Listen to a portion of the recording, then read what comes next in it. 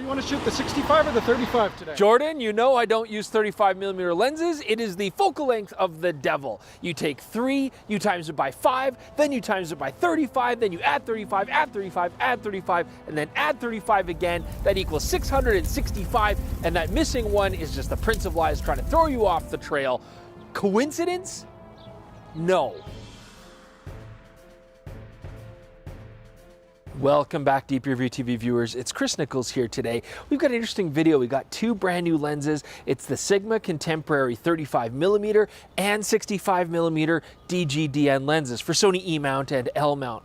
Now, this is an interesting setup because we got 2 lenses and you get 2 photographers today because I don't want to shoot 35mm. I don't like it. And Jordan loves it, but he doesn't want to shoot 65mm because he thinks it's like a superfluous focal length. He doesn't know why it exists. So this is going to work out well for both of us, and it's going to work out well for you. Ooh, and it gets even better here, folks, because Jordan and I are going to take turns shooting today on the Sony FX6. So keep an eye out for what the footage looks like. Today, we're both shooting on Panasonic L mount. I'm shooting the Panasonic S5, and he's shooting his beloved S1H. I cannot walk past discarded clothing. It's amazing.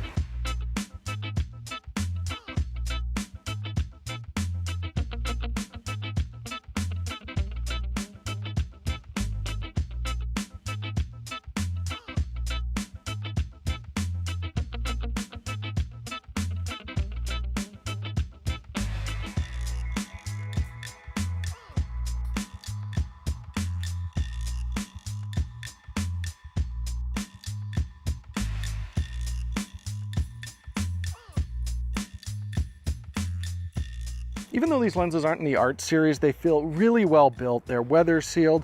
We've got a great feeling aperture and focus ring, really well dampened and really easy to find just by feel if your eye's up to the viewfinder. Beefy hood on these, and they've got an interesting lens cap design. You can use a standard snap cap, but also there's a magnetic one. Now remember, this isn't going to work if you use filters, and it's still really tough to get out if you have the hood attached, but it's a cool idea if you want to just quickly pop it on and off and you're not planning to use the hood. Both lenses have very similar autofocusing motors, and you look at the test here, autofocusing's fast enough for these focal lengths. It's nice and smooth at least, and very quiet. So let's talk about some of the characteristics on the Sigma 65mm lens.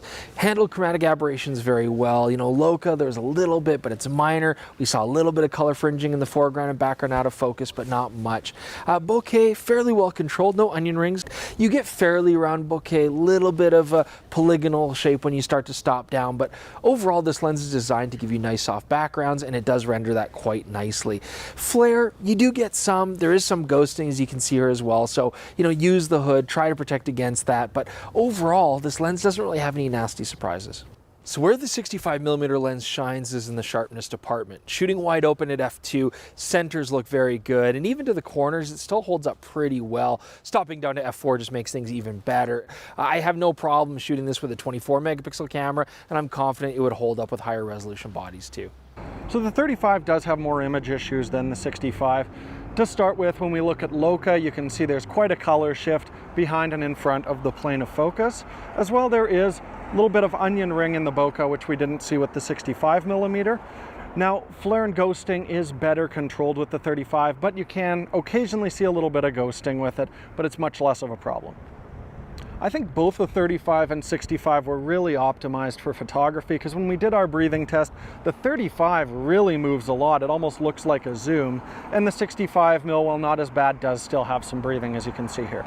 Sharpness is pretty easy to talk about on this lens. It is extremely sharp. Looking at the center, wide open, perfectly sharp. We don't really gain any resolution stopping down to f4.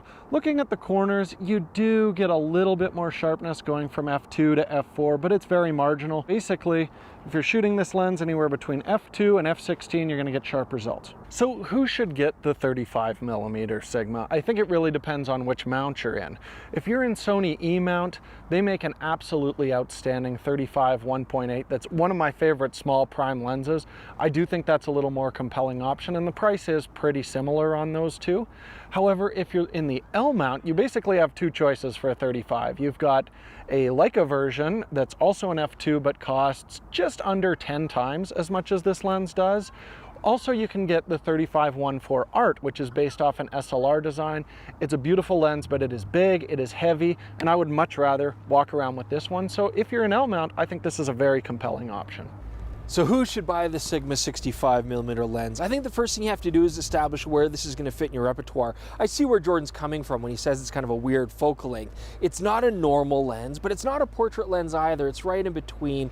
Personally though, I do feel like this is basically the same top range as pretty much every 24 to 70 kind of lens out there, and I shoot those at 70 quite often, and I kind of use this as a normal 50mm lens replacement. I like that I can still get a fairly normal sense of depth and distance, but with a little bit of a tighter frame and a little bit of compression, and in a pinch I can do some portraits. So that all being said, what about if I look at E mount and L mount? Well, first with Sony, you do have a lot of 50mm lens options. They have a very affordable, although somewhat lackluster 50mm 1.8, and they do have a somewhat more expensive and again kind of lackluster 50mm 1.4, to be honest with you. So in that regard, yeah, you might find that this is a compelling option. Sony do make an awesome 85mm 1.8 lens though, so if you wanted that kind of longer portrait range, I would personally look at that instead. Now in Panasonic, it's a little bit of a different story. Panasonic doesn't have a lot of 50mm options that aren't ridiculously expensive, so this could be a very compelling normal kind of lens. They do have an 85mm 1.8, which is coming out very shortly though, so again, same difference. If I wanted a portrait specific lens, I would move up to that. Otherwise, this actually might have a good position on the L mount line.